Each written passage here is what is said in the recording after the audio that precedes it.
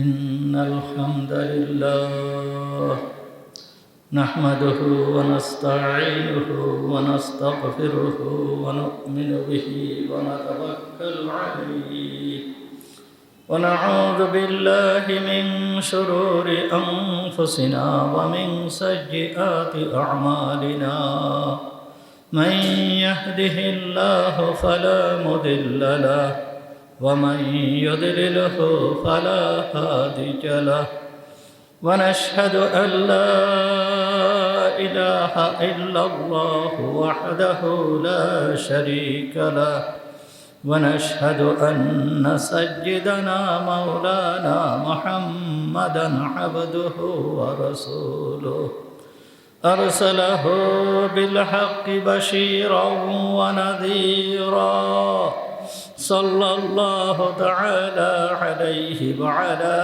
آله وأصحابه وبارك وسلم تسليما كثيرا أما بعد فأعوذ بالله من الشيطان الرجيم بسم الله الرحمن الرحيم إن صلاتي ونسكي ومحياي ومماتي لله رب العالمين صدق الله العظيم ونحن على ذلك من الشاهدين والشاكرين اللهم صل على محمد وعلى آل محمد كما صليت على إبراهيم وعلى آل إبراهيم إنك حميد مجيد اللهم بارك على محمد وعلى آل محمد كما باركت على إبراهيم وعلى آل إبراهيم إنك حميد مجيد سبحانك لا علم لنا إلا ما علمتنا اللهم انفعنا بما علمتنا فعلمنا ما ينفعنا فعلمنا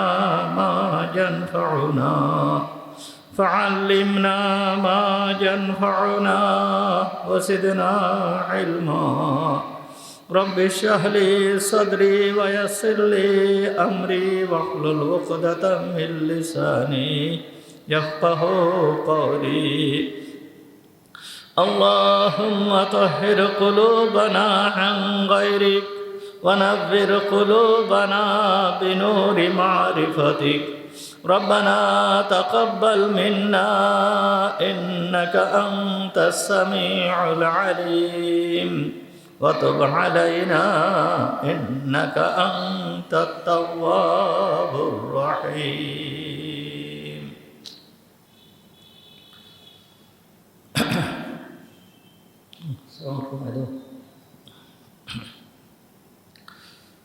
সমস্ত প্রশংসা সেই মহান রব্বুল আলামিনের জন্য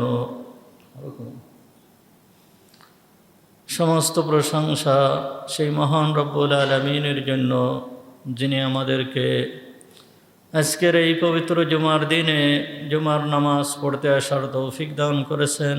এই জন্য আমরা সবাই বলি আলহামদুলিল্লাহ। জিলকদ মাস চলতেছে, সামনে হচ্ছে জিলহজ মাস। এই জিলহজ মাস অত্যন্ত গুরুত্বপূর্ণ মাস। জিলহজ মাসের প্রথম যে 12টা দিন আছে, এই 12টা দিনের গুরুত্ব অত্যাধিক। প্রথম যে 10 দিন, এই 10 দিনের গুরুত্ব অনেক বেশি। এই 10 দিনের ভিতরে নবম যে দিন আছে, এই নবম দিন হচ্ছে হজের দিন, আর 10ম দিন হচ্ছে কুরবানির দিন। আমাদের সামনে রয়েছে কুরবানি। যেই সমস্ত বান্দাদের উপরে হজ ফরজ, যারা হজের নিয়ত করেছে আল্লাহ তাআলার অনেক বান্দারা হজ করার জন্য সেই মক্কা মদিনায় পৌঁছে গিয়েছে। আর আমরা যারা হজে যেতে পারি নাই, আমাদের জন্য একটা আমল রয়ে গিয়েছে, সেইটা হচ্ছে কুরবানি। এই কুরবানি ইসলামের একটা অত্যাধিক গুরুত্বপূর্ণ বিধান। আল্লাহ তাআলা এই কুরবানিকে ওয়াজিব করেছেন। যেই সমস্ত ব্যক্তিদের কুরবানি করার সামর্থ্য আছে তাদের উপরে কুরবানি করাকে ওয়াজিব করেছেন, অত্যাবশ্যকীয় করেছেন। বিনা কারণে কেউ কুরবানি ছাড়তে পারবে না। কুরবানির গুরুত্ব অপরিসীম। কুরবানি শুরু হয়েছে হযরতে আদম আলাইহিস সালামের সময়ের থেকে। আদম আলাইহিস সালাম সর্বপ্রথম নবী। উনি দুনিয়া আসার পরে ওনার আমল থেকেই কুরবানি শুরু হয়েছে। কুরবানি নতুন কোনো জিনিস নয়, সেই আমাদের আদি পিতা প্রথম নবী হযরতে আদম আলাইহিস সালাম থেকেই কুরবানি শুরু হয়েছে। আদম আলাইহিস সালামের দুই ছেলেকে আল্লাহ তাআলা নির্দেশ দিয়েছিল কুরবানি করার জন্য। দুই ছেলের ভিতরে এক ছেলের কুরবানির ভিতরে ইখলাস ছিল, আল্লাহ তাআলা তার কুরবানিকে কবুল করেছিলেন। আর এক ছেলের কুরবানির ভিতরে ইখলাস ছিল না, এই জন্য আল্লাহ তাআলা তার কুরবানিকে কবুল করেন নাই। এই জন্য কুরবানির প্রথম শর্ত হচ্ছে ইখলাস।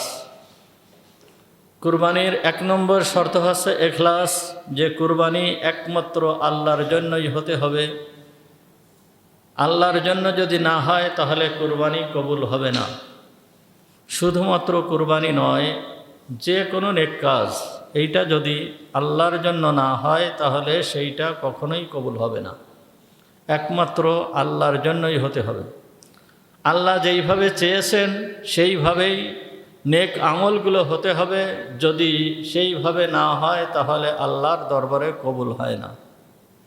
আর আল্লাহ তাআলা এই সমস্ত আমলের মাধ্যমে আল্লাহ তাআলা আমাদের মর্যাদাকে বৃদ্ধি করতে চান, আমাদের ভাগ্যকে সুপ্রসন্ন করতে চান, আমাদের অনেক উপকার সাধন করতে চান।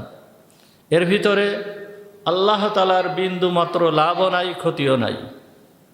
সমগ্র মানুষ যদি আল্লাহর হুকুম মেনে চলে তাহলে আল্লাহর কোনো লাভ হবে না। আর সমস্ত মানুষগুলো যদি আল্লাহর নাফরমান হয়ে যায়, ফিরাউনের মতো নাফরমান হয়ে যায়, তবুও আল্লাহ তাআলার বিন্দু মাত্র ক্ষতি হবে না। লাভ ক্ষতি সমস্ত কিছুই আমাদের জন্য। আমরা যদি আল্লাহর হুকুম মেনে চলি তাহলে লাভ আমাদের, আর যদি আল্লাহর হুকুম মেনে না চলি তাহলে ক্ষতিও আমাদের। লাভ ক্ষতি সমস্ত কিছুই আমাদের জন্য। আল্লাহ তাআলা তার বান্দাদেরকে পরীক্ষার মাধ্যমে উত্তীর্ণ করতে চান। পরীক্ষা দিয়ে উত্তীর্ণ করার পরে আল্লাহ তাআলা এই সমস্ত বান্দাদেরকে পুরস্কৃত করতে চান। যাদের পরীক্ষা যেই রকম হয়, যাদের পরীক্ষা যত কঠিন হয়, এই পরীক্ষার ভিতরে যারা কৃতকার্য হয় আল্লাহ তাআলা তাদের মর্যাদাকে বহু গুণে বৃদ্ধি করে দেন। তা কুরবানি শুরু হয়েছে হযরতে আদম আলাইহিস সালাম থেকে। আদম আলাইহিস সালামের দুই ছেলেকে আল্লাহ তাআলা কুরবানি করার কথা বলল। তা দুই ছেলের এক ছেলে সে নিজের জমির যে ফসল ছিল এই ফসলের কিছু ফসল কেটে নিয়ে আল্লাহর হুকুম পালনের জন্য, কোনো রকম যেন তেনভাবে আল্লাহর হুকুম পালনের জন্য কিছু ফসল কেটে নিয়ে পাহাড়ের উপরে রেখে আসছিল। যেহেতু তার এই কুরবানির ভিতরে ইখলাস ছিল না, এই জন্য আল্লাহ তাআলা কুরবানিকে কবুল করেন নাই। সেই যুগে কুরবানি কবুল হওয়ার যে নিদর্শন ছিল, চিহ্ন ছিল, যে কুরবানির যেই বস্তু, এই বস্তু কেউ ভক্ষণ করতে পারত না, এই বস্তুর দ্বারা কেউ ফায়দা উঠাতে পারত না। এই বস্তুকে, যেই বস্তুকে কুরবানি করার জন্য বলা হতো, এই বস্তু পাহাড়ের উপরে রেখে দিয়ে আসতে হতো। যার কুরবানি কবুল হতো আকাশ থেকে আগুন এসে ওইটাকে পুড়ায় ফেলত। যারটাকে পুড়ায় ফেলতো বোঝা যেত যে তার কুরবানি কবুল হয়েছে, আর যারটাকে পুড়ায় দিত না বোঝা যেত যে তারটা কবুল হয় নাই। আদম আলাইহিস সালামের দুই ছেলে হাবিল এবং কাবিল। হাবিল কুরবানি করেছিল, তার পালের ভিতরে যে হৃষ্টপুষ্ট সুন্দর পশু ছিল, দুম্বা ছিল, এই দুম্বা হাবিল কুরবানি করেছিল। ইখলাসের সাথে আল্লাহকে রাজি খুশি করার উদ্দেশ্যে সে কুরবানি করেছিল। আল্লাহ তাআলা তার এই কুরবানিকে কবুল করেছিলেন। আর কাবিল কুরবানি করেছিল, তার কুরবানির ভিতরে ইখলাস ছিল না।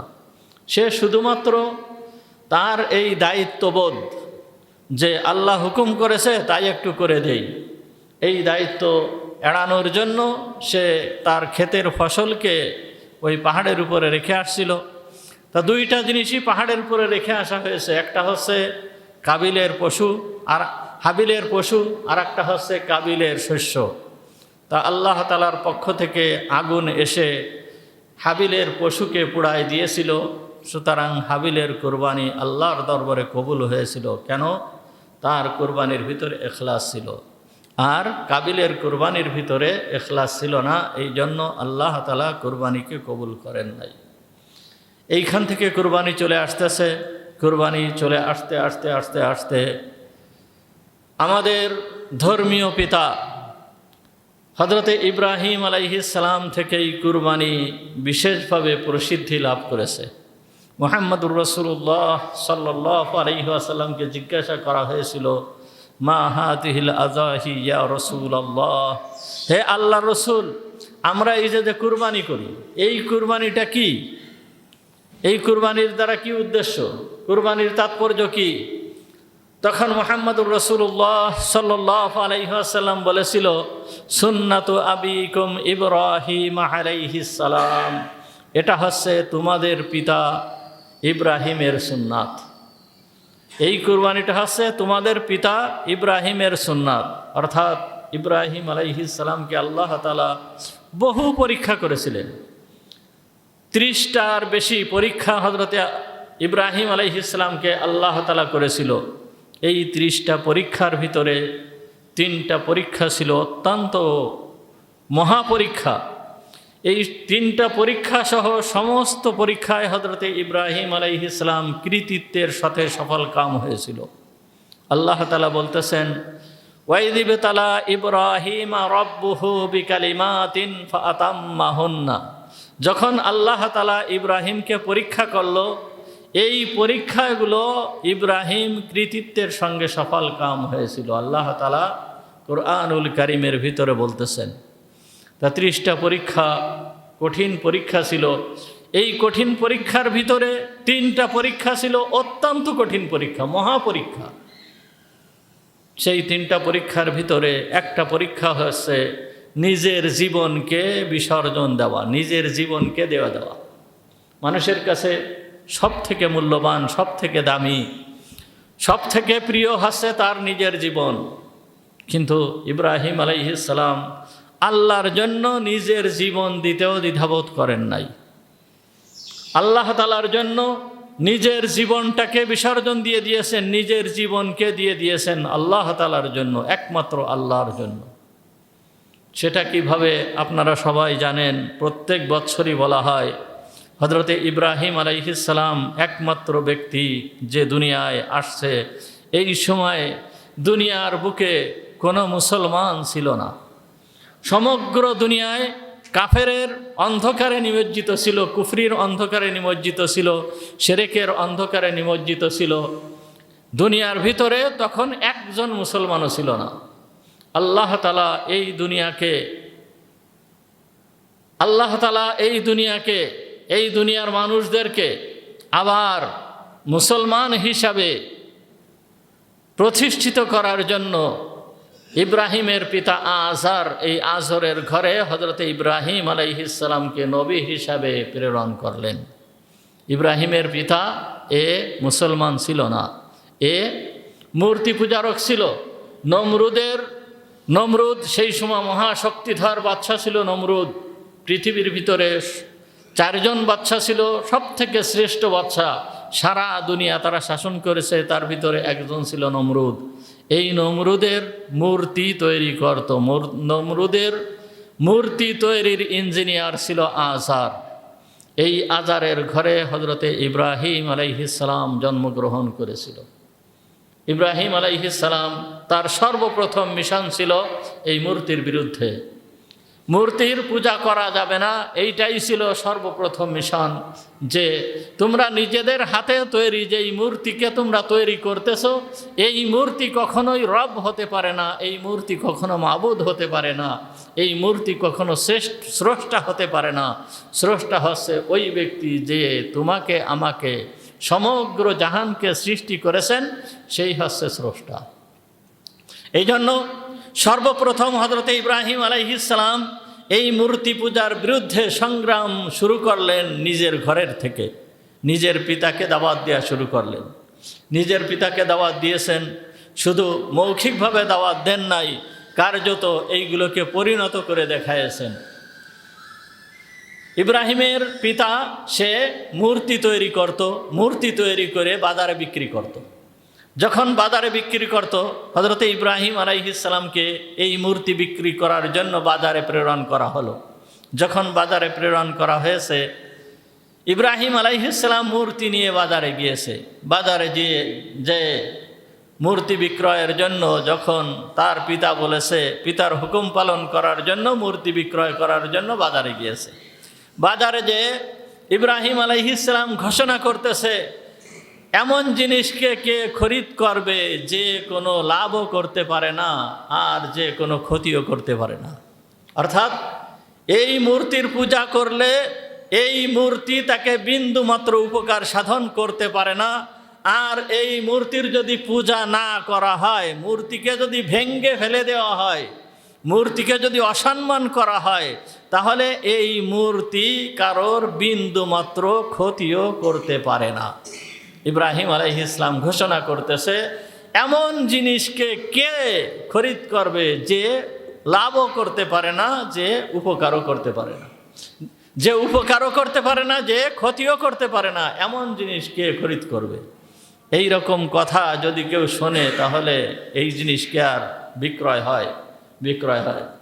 ইব্রাহিম আলাইহিস সালাম বাজার থেকে যখন ফিরে আসতেছে, মূর্তি নিয়ে ফিরে আসে, আসার সময় ওই মূর্তিকে পানির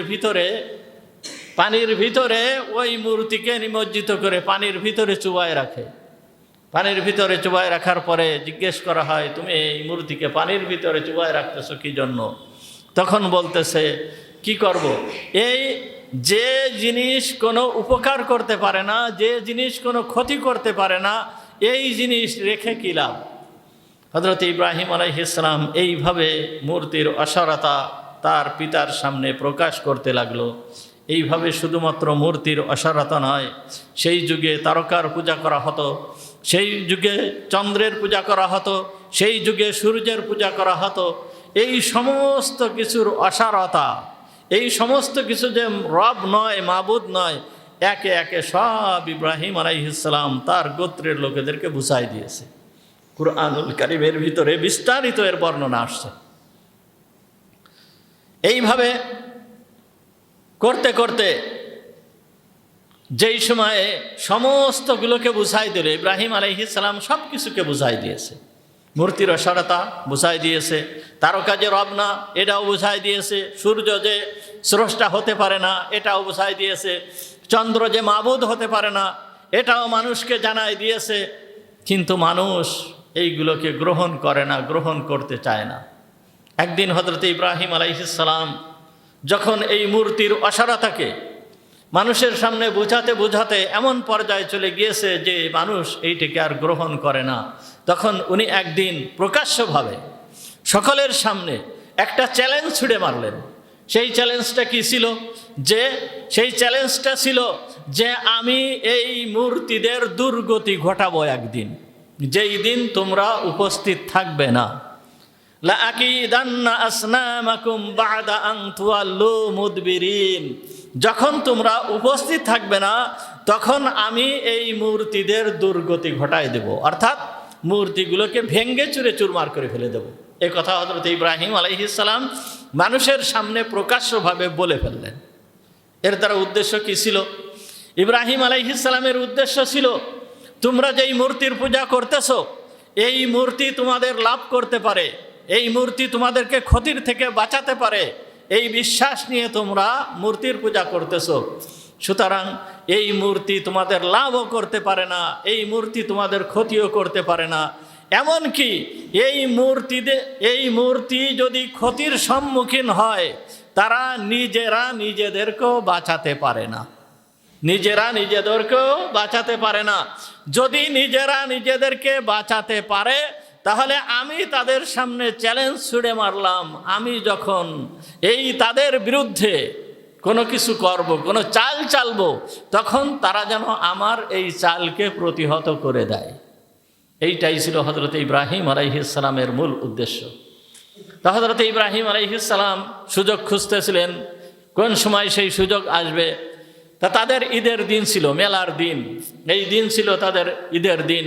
এই মেলার দিন তারা মেলায় যেত। মেলায় যাওয়ার পরে মেলার থেকে ফিরে এসে মূর্তির ঘরে এসে মূর্তিকে পূজা করত। মেলায় যাওয়ার আগে বিভিন্ন ধরনের খাবার মূর্তির সামনে রেখে যেত। যদিও কাঠের মূর্তি, পাথরের মূর্তি, মাটির মূর্তি, মাটি দিয়ে তৈরি করা, তারপরেও তাদের সামনে বিভিন্ন প্রকার খাবার রাখা হয়েছে, কিন্তু এরা কি এইগুলো খেতে পারে? এই মূর্তির সামনে বিভিন্ন ধরনের খাবারকে সাজিয়ে রেখে তারা সবাই চলে গিয়েছে মেলায়। মেলায় যখন চলে গিয়েছে, চলে যাওয়ার পরে এরপর হযরত ইব্রাহিম আলাইহিস সালামকে মেলায় যাওয়ার জন্য ডাকা হয়েছে। ডাকার পরে হযরত ইব্রাহিম আলাইহিস সালাম সেখানে যান নাই, উনি বাড়িতে রয়ে গিয়েছেন। বাড়িতে থাকার পরে হযরত ইব্রাহিম আলাইহিস সালাম যখন সমস্ত লোকজন মেলায় চলে গিয়েছে, তখন উনি ওই মূর্তির ঘরে প্রবেশ করলেন। প্রবেশ করার পরে দেখলেন যে মূর্তিরা সব ঘরের ভিতরে দাঁড়িয়ে আছে, আর মূর্তির সামনে বিভিন্ন ধরনের রকমারি খাবার সুসজ্জিতভাবে সাজিয়ে রেখে তারা চলে গিয়েছে। হযরত ইব্রাহিম আলাইহিস সালাম এই মূর্তিগুলোকে লক্ষ্য করে বললেন যে, কি হলো, তোমাদের সামনে যে বিভিন্ন ধরনের খাবার সাজানো রয়েছে, আলা তাকুলুন, তোমরা খাচ্ছ না কেন? বিভিন্ন ধরনের পানীয় তোমাদের সামনে রয়েছে, আলা তাশরাবুন, তোমরা পান করতেছ না কেন? কিন্তু মূর্তিরা কি খেতে পারে? মূর্তিরা কি পান করতে পারে?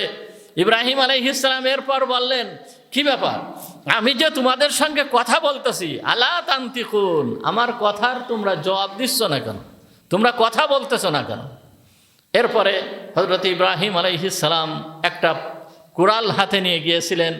এই কুড়াল দিয়ে এক এক করে যত মূর্তি আছে সমস্ত মূর্তিগুলোকে ভেঙ্গে চুরে চুরমার করে দিলেন। চুরমার করে দিয়ে সব থেকে বড় যে মূর্তিটা ছিল, ওই মূর্তিটার ঘাড়ে কুঠারটাকে বাঁধিয়ে রেখে উনি বাড়িতে চলে আসছেন। বাড়িতে চলে আসার পরে ওই সমস্ত লোকেরা আসছে, এসে যখন মূর্তির ঘরে প্রবেশ করছে, প্রবেশ করার পরে দেখে যে মূর্তিগুলোকে ভেঙ্গে চুরে চুরমার করা হয়েছে, তাদের কোনো মূর্তি আর দাঁড়িয়ে নাই, শুধুমাত্র বড় যে মূর্তিটা ছিল ওই মূর্তিটা দাঁড়িয়ে আছে, আর সব ভেঙ্গে চুরে চুরমার করে দেওয়া হয়েছে। তখন তারা বলতে লাগলো, আমাদের এই মূর্তিদের এই রকম দুর্গতি ঘটালো কে? তখন ওই সমস্ত লোকেরা যারা উপস্থিত ছিল, যাদের সামনে হযরত ইব্রাহিম আলাইহিস সালাম এই চ্যালেঞ্জ ছুড়েছিল যে তোমরা যখন উপস্থিত থাকবে না তখন এই মূর্তিদের দুর্গতি ঘটাবো, ওই লোকেরা বলল যে, আমরা একজন যুবককে শুনেছি, সামিনা ফাতান ইয়াযকুরু আলিহাতাকুম ইউকালু লাহু ইব্রাহিম, ইব্রাহিম নামে একজন যুবক আছে, এই যুবক আমাদের এই মূর্তি সম্পর্কে সমালোচনা করে, আমরা একে শুনেছি, মনে হয় তার কাজ হতে পারে। তখন বলা হলো যে তাকে ডেকে আনো, তাকে লোকেদের সামনে ডেকে আনো। লোকেদের সামনে ডেকে আনা হলো। এসে বলল যে, ইব্রাহিম, তুমি কি এই মূর্তিগুলোকে ভেঙে ফেলেছো? তুমি কি এই মূর্তিগুলোকে ভেঙে ফেলেছো?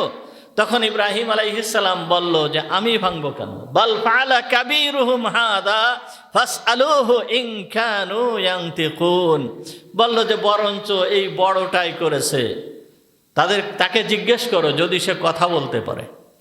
তখন তারা বলল, হে ইব্রাহিম, তুমি জানো না এই মূর্তি কথা বলতে পারে না?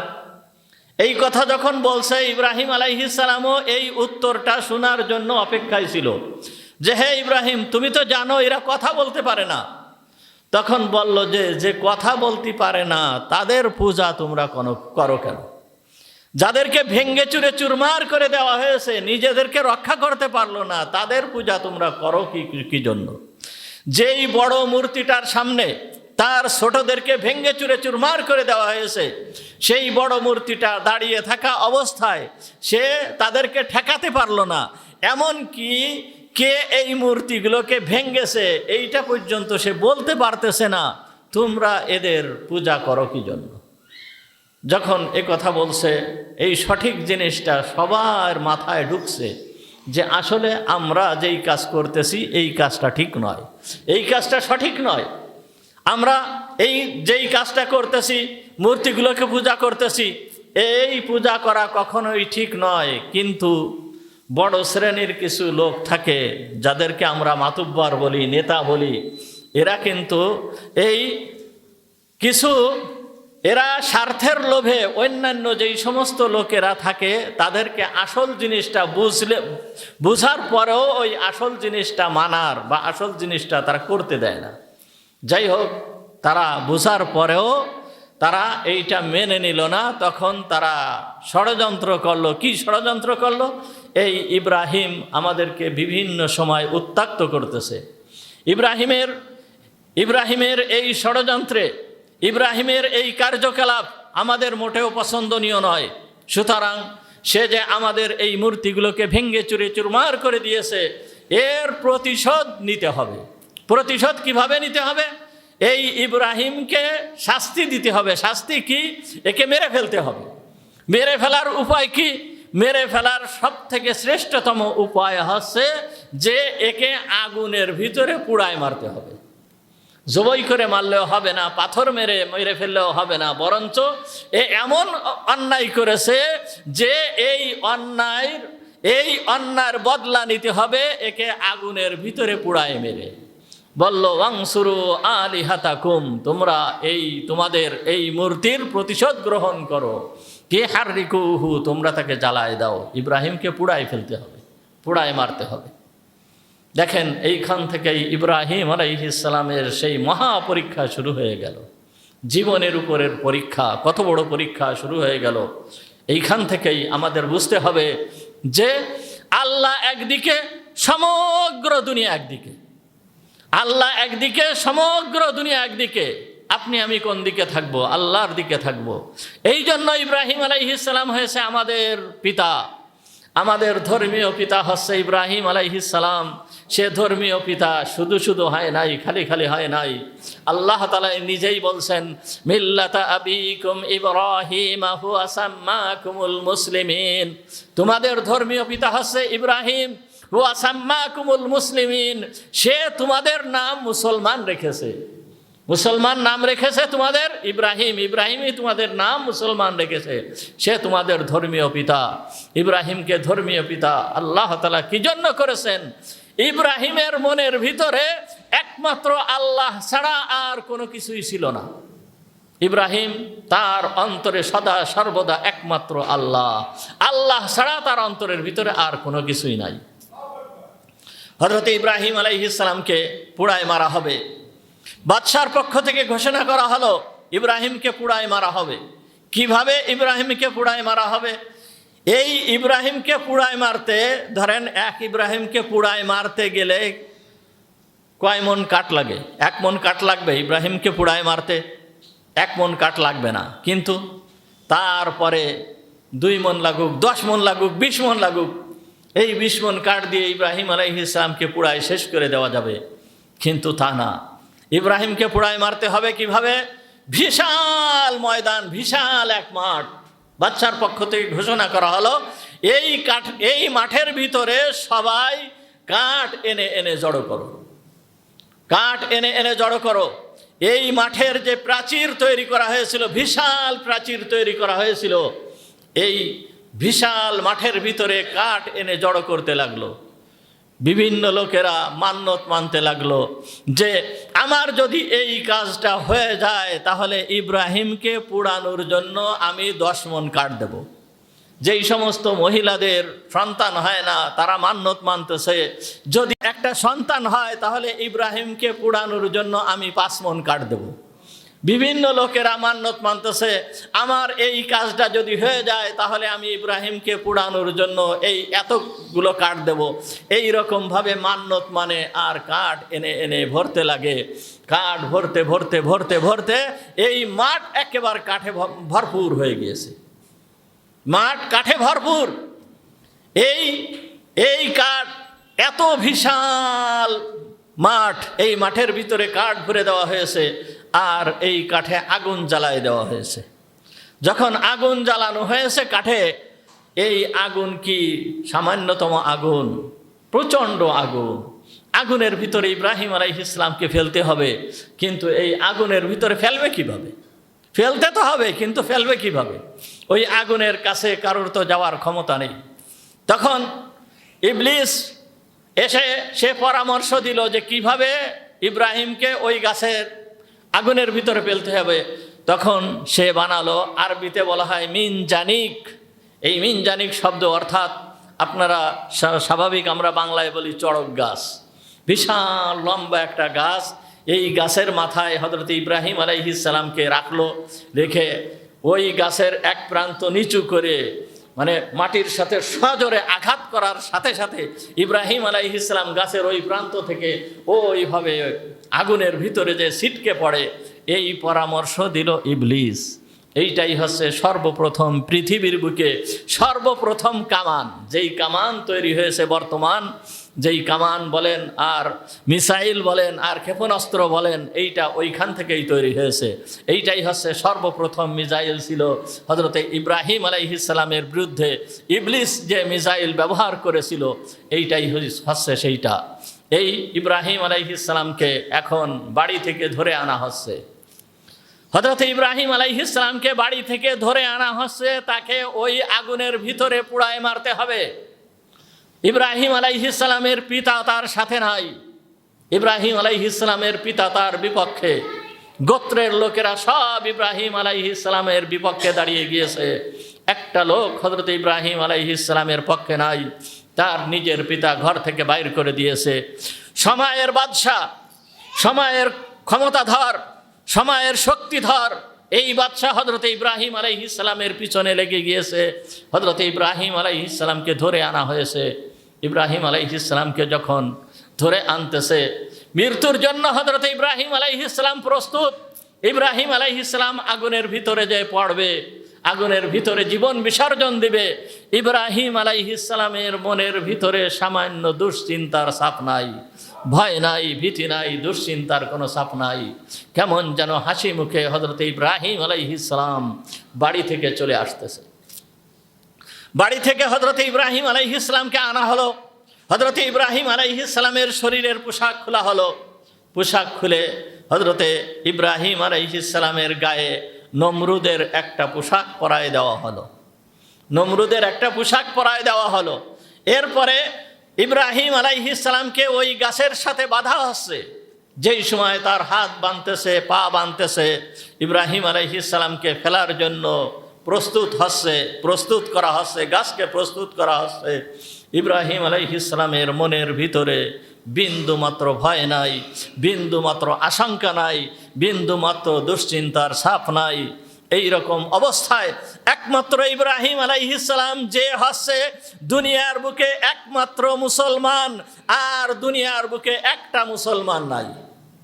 সমগ্র মানুষ ইব্রাহিম আলাইহিস সালামের বিপক্ষে, সমগ্র মুশরিক ইব্রাহিম আলাইহিস সালামের বিপক্ষে। কিন্তু দুনিয়ার সমস্ত মাখলুক, মানুষ বাদে দুনিয়ার সমস্ত মাখলুক, সমস্ত প্রাণী সব ইব্রাহিম আলাইহিস সালামের পক্ষে। শুধুমাত্র একটা মাত্র প্রাণী ছিল, যেই প্রাণীটাকে বলা হয় গিরগিট বলা হয়। ও চেষ্টা করেছিল ইব্রাহিমের আগুনকে জ্বালানোর জন্য, ইব্রাহিম আলাইহিস সালামের আগুনকে জ্বালানোর জন্য সে বারবার ফু দিচ্ছিল ইব্রাহিম আলাইহিস সালামের আগুন যাতে জ্বলতে থাকে। এই জন্য ওই প্রাণীটাকে একটা আঘাতে, যদি কেউ একটা আঘাতে মারতে পারে সে 100 নেকি পাবে, কিন্তু এই প্রাণীটাকে মারতে হবে একটা আঘাতে, একটা বাড়ি দিয়ে মারতে হবে। একটা বাড়ি দিয়ে কি জন্য মারতে হবে? যে ও একটা বাড়ি দিয়ে মারলে মরার কষ্ট যাতে সে বেশি অনুভব না করে, এই জন্য তাকে একটা বাড়ি দিয়ে মারতে হবে। একটা বাড়ি দিয়ে যদি কেউ না মারে, 2-3টে বাড়ি লাগে, তাহলে সে 100 নেকি পাবে না। যাই হোক, হযরত ইব্রাহিম আলাইহিস সালামকে মারার জন্য সমগ্র দুনিয়ার মানুষ এক হয়ে গিয়েছে। ইব্রাহিম আলাইহিস সালামকে মেরে ফেলবে, আগুনের ভিতরে ফেলে দিবে। ইব্রাহিমকে বাধা হচ্ছে, ইব্রাহিমকে ফেলার প্রস্তুতি চলতেছে। সমগ্র দুনিয়ার সমস্ত মাখলুক আল্লাহর দরবারে প্রার্থনা শুরু করে দিয়েছে, হে আল্লাহ, তুমি কি দেখতেছো না? তোমার একমাত্র খলিল, যে তোমাকে রব হিসেবে মেনে নিয়েছে, একমাত্র রব হিসাবে তোমাকে মেনে নিয়েছে, সে হচ্ছে দুনিয়ার বুকে একমাত্র ইব্রাহিম। ইব্রাহিম যদি শেষ হয়ে যায়, তাহলে দুনিয়ার বুকে একটা মানুষও নাই যেই মানুষ তোমার ইবাদত করবে। হে আল্লাহ, তুমি কি দেখতেছো না? হে আল্লাহ, তুমি ইব্রাহিমকে সাহায্য করো, হে আল্লাহ, তুমি ইব্রাহিমকে সাহায্য করো। সমস্ত মাখলুক আল্লাহর দরবারে প্রার্থনা করতেছে। সমস্ত মাখলুকের ভিতরে ক্রন্দন শুরু হয়ে গেছে, ইব্রাহিমের জন্য ক্রন্দন করতেছে। এমনকি আসমানের ফেরেশতাকুল পর্যন্ত হযরতে ইব্রাহিম আলাইহিস সালামের জন্য ক্রন্দন করতেছে। আসমানের ফেরেশতারা পর্যন্ত কাঁদতেছে যে হে আল্লাহ, তুমি কিভাবে দেখতেছো? এইভাবে প্রস্তুতি চলতেছে, প্রস্তুতির শেষ হয়ে গিয়েছে। প্রস্তুতি যখন শেষ, হযরতে ইব্রাহিম আলাইহিস সালামকে আগুনের ভিতরে ফেলা হবে। যেই সময় গাছ উঠানো হয়েছে, গাছ উঠায়ে ওই গাছের থেকে ইব্রাহিম আলাইহিস সালামকে আগুনের ভিতরে ছুঁড়ে মারা হচ্ছে। তাহলে ইব্রাহিম আলাইহিস সালাম কোথায়? এখন আকাশে। ওই গাছের থেকে ছুটে যেয়ে আগুনের ভিতরে পড়বে, এখনো পড়ে পারে নাই। এই যে সময়টুকু, এই সময়টুকুর ভিতরে, অর্থাৎ আকাশে, এখন আগুনের ভিতরে পড়ে পারে নাই। এই সময়ে এক এক করে হযরতে ইব্রাহিম আলাইহিস সালামের কাছে ফেরেশতারা আসা শুরু করছেন। মিকাইল আলাইহিস সালাম আসছে। মিকাইল আলাইহিস সালাম এসে বলতেছে, হে আল্লাহর খলিল, আপনি যদি আমাকে হুকুম করেন, দেখেন আমি এই মেঘমালাকে নিয়ে আসছি। আপনি হুকুম করার সঙ্গে সঙ্গে এই মেঘমালাকে হুকুম করে আমি বৃষ্টি বর্ষণ করে এই পানিকে একেবারে ঠান্ডা করে দেব, এই আগুনকে একেবারে ঠান্ডা করে দেব। শুধু আপনার হুকুমের অপেক্ষায়, আপনি কি বলেন? তখন হযরতে ইব্রাহিম আলাইহিস সালাম বললেন, তোমার পক্ষ থেকে সাহায্যের আমার কোনো প্রয়োজন নাই। ইব্রাহিম আলাইহিস সালাম মুখে শুধু এতটুকু উচ্চারণ করলেন, হাসবি আল্লাহু ওয়া নি'মাল ওয়াকিল, আল্লাহ তাআলাই আমার জন্য যথেষ্ট, আমার অন্য কারোর কোনো সাহায্যের প্রয়োজন নাই। বাতাসের ফেরেশতা চলে আসছে। বাতাসের ফেরেশতা এসে হযরত ইব্রাহিম আলাইহিস সালামকে বলতেছে, হে আল্লাহর খলিল, আপনি যদি আমাকে হুকুম করেন, তাহলে আমি এই বাতাসকে হুকুম দিয়ে এই আগুনকে সমুদ্রের ভিতরে নিক্ষেপ করব। আপনার হুকুমের অপেক্ষায় শুধু আপনি একটু আমাকে হুকুম করেন, আমি বাতাসকে হুকুম দেওয়ার সঙ্গে সঙ্গে এই আগুন বাতাস সমুদ্রের ভিতরে নিক্ষেপ করবে। তখন ইব্রাহিম আলাইহিস সালামের একই কথা, হাসবি আল্লাহু ওয়া নি'মাল ওয়াকিল, হাসবি আল্লাহু ওয়া নি'মাল ওয়াকিল। ইব্রাহিম আলাইহিস সালামের এই একই কথা। বিভিন্ন ফেরেশতারা আসতেছে ওইটুক সময়ের ভিতরে, বিভিন্ন ফেরেশতারা আসতেছে। এমনকি হযরতে জিবরিল আমিন আলাইহিস সালাম চলে আসছে। জিবরিল আমিন আলাইহিস সালাম চলে আসছে। আসার পরে হযরত ইব্রাহিম আলাইহিস সালামকে বলতেছে, হে আল্লাহর খলিল, আপনি যদি হুকুম করেন, তাহলে আমি এই আগুনকে সমুদ্রের ভিতরে নিক্ষেপ করব। আপনি শুধু আমাকে একটু হুকুম করেন। তখন বলতেছে, হে জিবরিল, তুমি কি জানো না আল্লাহ আমার জন্য যথেষ্ট? হাসবি আল্লাহু ওয়া নি'মাল ওয়াকিল। তুমি কি জানো না আল্লাহ আমার জন্য যথেষ্ট? ইব্রাহিম আলাইহিস সালাম, জিবরিল আলাইহিস সালাম, তখন এমন অবস্থা জিবরিল আমিন আলাইহিস সালামের, যে ইব্রাহিম আলাইহিস সালাম তো আগুনের ভিতরে পড়লো ভাব, এই রকম এক অবস্থা। আর ইব্রাহিম আলাইহিস সালাম এই কথা বলতেছে, তখন জিবরিল আমিন হযরত ইব্রাহিম আলাইহিস সালামকে বলতেছে, হে আল্লাহর খলিল, আল্লাহর দরবারে তাহলে আপনি একটু প্রার্থনা করেন। তখন হযরত ইব্রাহিম আলাইহিস সালাম বলতেছে, মুখ দিয়ে প্রার্থনা করার কি দরকার? ওয়াহুয়া ইয়ারা হালি ওয়াহুয়া ইয়ারা মাকানি, সে তো আমার দিলের খবর জানেন, সে তো আমার অবস্থা জানেন, সুতরাং সে তো সব কিছুই দেখতেছেন, আমার মুখ দিয়ে বলার কি দরকার? চিন্তা করছেন ইব্রাহিম আলাইহিস সালামের কি অবস্থা। ইব্রাহিম আলাইহিস সালাম বিন্দু মাত্র কারোর সাহায্যের দিকে তাকায় নাই, শুধুমাত্র তার নজর শুধুমাত্র কোন দিকে? আল্লাহর দিকে, শুধুমাত্র আল্লাহর দিকে। আর যখন হযরত ইব্রাহিম আলাইহিস সালামের নজর শুধুমাত্র আল্লাহর দিকে, অন্তর আল্লাহর দিকে, আগুনের ভিতরে পড়তেছে, তাতে কোনো পরোয়া নাই, কোনো চিন্তা নাই, কোনো দুশ্চিন্তা নাই, এ বলে কোনো পরোয়া নাই, নিজের জীবন যাবে যাবে কোনো পরোয়া নাই। আল্লাহর জন্য যদি জীবন ইব্রাহিম আলাইহিস সালাম দিতে পারে তাহলে এইটাই তো তার জন্য যথেষ্ট। সুতরাং হযরত ইব্রাহিম আলাইহিস সালামের বিন্দু মাত্র কোনো পরোয়া নাই, বিন্দু মাত্র কোনো পরোয়া নাই। ইব্রাহিম আলাইহিস সালামের এই অবস্থা যখন দেখছে আল্লাহ তাআলা, তখন যেহেতু ইব্রাহিম আলাইহিস সালাম তার বিন্দু মাত্র কোনো পরোয়া নাই, সে একমাত্র তার অন্তর আল্লাহর দিকে, যত মাধ্যম আছে সমস্ত মাধ্যমগুলোকে হযরত ইব্রাহিম আলাইহিস সালাম এক এক করে ছুড়ে দিয়েছে, এক এক করে ফেলে দিয়েছে। ফেরেশতাদের সাহায্য, ফেরেশতারা এসে ইব্রাহিম আলাইহিস সালামকে সাহায্য করতে চাচ্ছে, ফেরেশতাদের সাহায্য হযরত ইব্রাহিম আলাইহিস সালাম গ্রহণ করেন নাই। কিরকম ছিল হযরত ইব্রাহিম আলাইহিস সালামের অন্তর? যেই রকম ইব্রাহিম আলাইহিস সালামের মন, সাহায্য ঠিক সেইভাবে আসছে। ইব্রাহিম আলাইহিস সালামের অন্তর যেই রকম, সাহায্য ঠিক সেইভাবে আসছে। ইব্রাহিম আলাইহিস সালামের সেই মহান রব, আমাদের রব, মহান রব্বুল আলামিন তখন কোনো মাধ্যম ছাড়া সরাসরিভাবে নিজেই আগুনকে লক্ষ্য করে বললেন।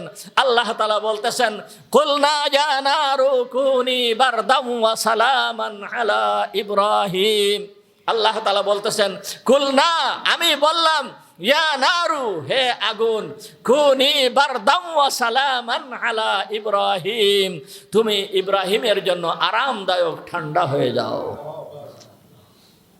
দেখছেন আল্লাহ এই একটা মাখলুক আগুন, এই মাখলুককে, আল্লাহর এই একটা মাখলুক, সামান্যতম একটা মাখলুক আগুন, এই আগুনকে মহান রব সরাসরিভাবে সম্বোধন করছেন, ইয়া নার।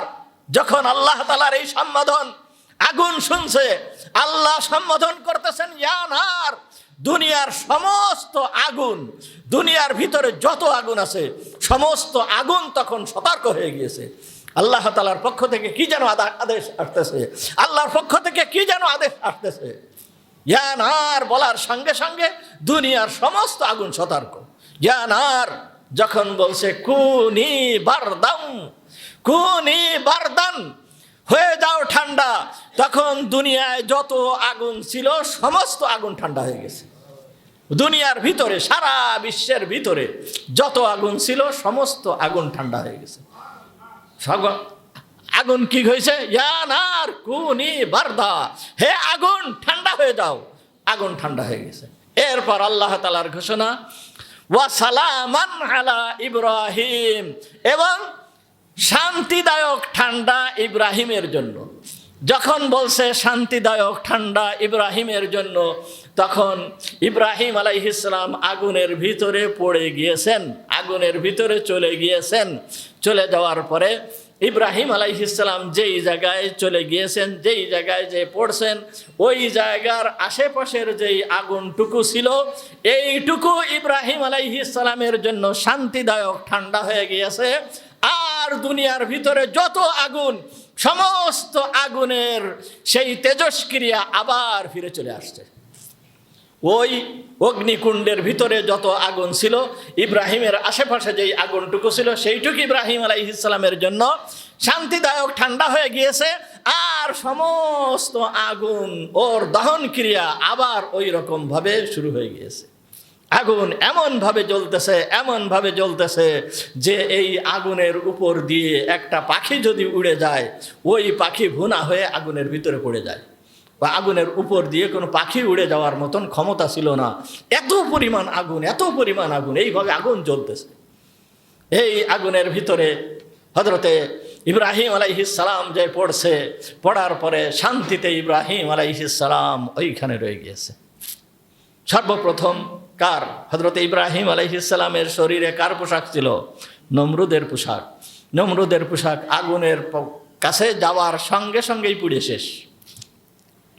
আগুনের কাছে যাওয়ার সঙ্গে সঙ্গেই নমরুদের পোশাক পুড়ে শেষ হয়ে গিয়েছে। এই সময়ে আল্লাহ তাআলা জিবরিল আমিনকে জান্নাতের থেকে পোশাক এনে হযরতে ইব্রাহিম আলাইহিস সালামকে পরায় দিল।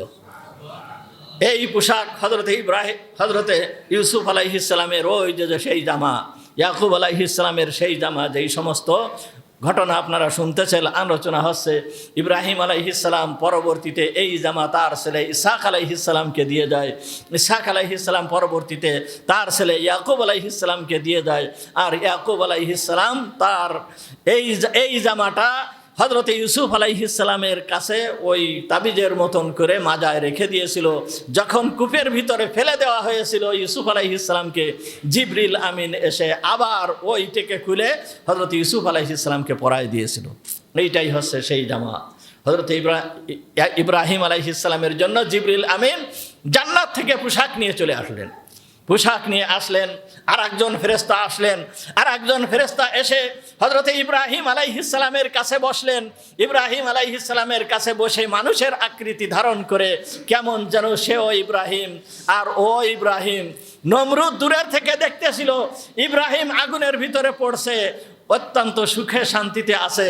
ইব্রাহিমের মতন আর একজন ব্যক্তি ইব্রাহিমকে সান্ত্বনা দিচ্ছে, তার কপালের থেকে ঘাম মুছে দিচ্ছে। ও রানের উপরে মাথা রেখে হযরতে ইব্রাহিম আলাইহিস সালাম শুয়ে আছে। এই ব্যাপার নমরুদ সে ওই উচ্চ বিল্ডিং থেকে সরাসরি সে দেখতেছে, সরাসরি দেখতেছে। আর সমস্ত জায়গায় আগুন জ্বলতেছে। ইব্রাহিম আলাইহিস সালাম ওই আগুনের ভিতরে 40 দিন অবস্থান করছেন। কতদিন? 40 দিন। অর্থাৎ এই 40 দিন পর্যন্ত এই আগুন দাউ দাউ করে জ্বলতেছিল, দাউ দাউ করে এই আগুন জ্বলতেছিল। আগুনের থেকে বের হয়ে আসার কোনো পথ ছিল না। এর ভিতরে কোনো বর্ণনায় পাওয়া যায় হযরত ইব্রাহিম আলাইহিস সালামের আব্বা পরিষ্কারভাবে দেখতেছিল যে ইব্রাহিম আগুনের ভিতরে আছে, সে সুখে শান্তিতে রয়েছে।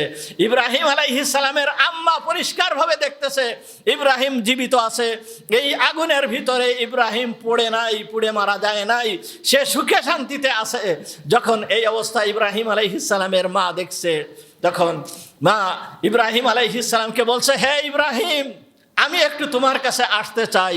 আল্লাহর দরবারে হযরতে ইব্রাহিম আলাইহিস সালাম দোয়া করলে আল্লাহ তাআলা ওই ইব্রাহিম আলাইহিস সালামের মাকে যাওয়ার জন্য পথ করে দেন। অর্থাৎ মা ইব্রাহিম আলাইহিস সালামের সাথে দেখা করে আসছিল, কোনো বর্ণনায় এইটাও পাওয়া যায়। যাই হোক, 40 দিন পর্যন্ত হযরত ইব্রাহিম আলাইহিস সালাম এই আগুনের ভিতরে অবস্থান করলেন। আল্লাহ তাআলা ওই আগুনের ভিতরে ওই জায়গায় একটা গাছ তৈরি করে দিলেন, একটা গাছ সৃষ্টি করে দিলেন। ওই গাছের থেকে হযরতে ইব্রাহিম আলাইহিস সালাম ফল খায়। ওই গাছের থেকে ইব্রাহিম আলাইহিস সালাম ফল খায়। দেখেন আল্লাহর নিদর্শন, আল্লাহর কুদরত। এদিকে আগুন জ্বলতেছে, আগুনের ভিতরে ফলের গাছ, আগুনের ভিতরে ফলের গাছ। ওই আগুনের ভিতরে ইব্রাহিম আলাইহিস সালামের জন্য আল্লাহ তাআলা পানির জন্য একটা প্রস্রাবণ তৈরি করে দিলেন, একটা কূপের মতন তৈরি করে দিলেন। ওইখান থেকে পানি বাহির হয়, ওই পানি পান করে আর ওই গাছের থেকে ফল খায়। এইভাবে ইব্রাহিম আলাইহিস সালাম 40 দিন পর্যন্ত ওই গাছের ফল খেয়েছে আর ওই ঝর্ণার থেকে পানি পান করেছে আর আল্লাহর ইবাদত করেছে ওই আগুনের ভিতরে বসে বসে। 40 দিন পর হযরতে ইব্রাহিম আলাইহিস সালাম আগুনের ভিতর থেকে বের হয়ে আসছেন। বের হয়ে আসার পরে নমরুদ বলতেছে, হে ইব্রাহিম, তুমি যেই রবের ইবাদত করো, যে এই রব বড় মহান রব, তোমার রবই শ্রেষ্ঠ রব, তোমার রব তোমাকে বাঁচিয়েছে আগুনের থেকে, এই কথা সত্য, তোমার রবই হচ্ছে শ্রেষ্ঠ রব। এই জন্য নমরুদ ওই সময় ইব্রাহিম আগুনের থেকে বের হয়ে আসার পরে নমরুদ 200 গরু কুরবানি করেছিল, 200 গরু কুরবানি করেছিল আল্লাহর জন্য। কিন্তু তার কুরবানি কি আল্লাহর দরবারে কবুল হয়েছে? কবুল হয় নাই। কেন? সে মুসলমানই না, সে আল্লাহর প্রতি ঈমান আনে নাই। সে আশ্চর্য একটা ঘটনা দেখেছে, আশ্চর্য একটা বিষয় দেখেছে, সে আবেগে নিজেকে আর কন্ট্রোল করতে পারে নাই, তাই সে কি করেছে, 200 গরু সে জবাই করে মানুষকে খাওয়াই দিয়েছে। যাই হোক, এইটা আল্লাহর দরবারে কবুল হয় নাই। ইব্রাহিম আলাইহিস সালাম বের হয়ে আসছেন। বের হয়ে আসার পরে এই সংবাদ সমগ্র বিশ্বব্যাপী ছড়াই গিয়েছে, সমগ্র জায়গায় ছড়াই গিয়েছে। কিন্তু নমরুদ আল্লাহকে মানে নাই, নমরুদ আল্লাহকে মানে নাই। বরঞ্চ এরপর হযরত ইব্রাহিমকে মারার ষড়যন্ত্র করে নাই, বরঞ্চ মারার জন্য কোনো চেষ্টা করে নাই। কিভাবে মারবে? ইব্রাহিমকে মারবে কিভাবে? বরঞ্চ ইব্রাহিম আলাইহিস সালামকে তখন তার দেশ ছেড়ে চলে যেতে বাধ্য করেন। ইব্রাহিম আলাইহিস সালামকে আর দেশে থাকতে দেন নাই। ইব্রাহিম আলাইহিস সালাম তখন বললেন, ইন্নী যাহিবুন ইলা রব্বি সায়াহদিন, আমি আর এই জনপদে থাকতে চাই না। এই জনপদের লোক আল্লাহকে মানে না, এই জনপদের লোক আল্লাহকে বিশ্বাস করে না। আমি এমন এক জনপদে চলে যেতে চাই, এমন এক জায়গায় চলে যেতে চাই যেখানে গেলে আমার রব আমাকে সঠিক পথ দান করবেন, সঠিক পথ দেখাবেন, যেখানে গেলে আমি আমার আল্লাহর বান্দা, মানে যারা আল্লাহকে মানে এই রকম বান্দাদেরকে পাবো, এই রকম এক জনপদে আমি চলে যেতে চাই। তখন হযরত ইব্রাহিম আলাইহিস সালাম নিজের এলাকা, সেই নিজের জন্মভূমি ইরাকের বাবেল নগর ত্যাগ করে উনি তখন সফর শুরু করলেন। সফর শুরু করে এইবার উনি সিরিয়ার দিকে চলে গেলেন। এরপরে উনি মিশরে গেলেন। মিশরের থেকে এসে আবার সিরিয়ায় এসে উনি বাইতুল মাকদিস, এইখানে এসে উনি আবার বসবাস শুরু করলেন। এটাই হচ্ছে ইব্রাহিম আলাইহিস সালামের প্রথম কুরবানি। প্রথম কুরবানি যখন উনি নিজের জীবনকে দিয়ে দিতে দ্বিধাবোধ করেন নাই, এইটাই হচ্ছে ইব্রাহিম আলাইহিস সালামের প্রথম কুরবানি। আর এই ইব্রাহিম আলাইহিস সালামের সুন্নাত হচ্ছে আমরা যেই কুরবানি করতেছি এই কুরবানি। সুতরাং কুরবানি সামনে আসতেছে, সবাই আমরা কুরবানি করার জন্য, সবাই কুরবানি করার জন্য একেবারে পাক্কাপুক্কো নিয়ত করে ফেলাই যে আমি অবশ্যই কুরবানি করব। ইব্রাহিম আলাইহিস সালামের মতন আমার জীবন দেওয়া লাগতেছে না, সামান্য কিছু টাকা পয়সা দিয়ে কুরবানি করা লাগতেছে। এর বহুত ফজিলত, বহুত সব আশা আছে যে আল্লাহ তাআলা যদি তৌফিক দেয় হয়তো ধারাবাহিকভাবে আলোচনায় এসে যাবে। ওয়া আখিরু দাওয়ানা আনিল হামদুলিল্লাহি রাব্বিল আলামিন।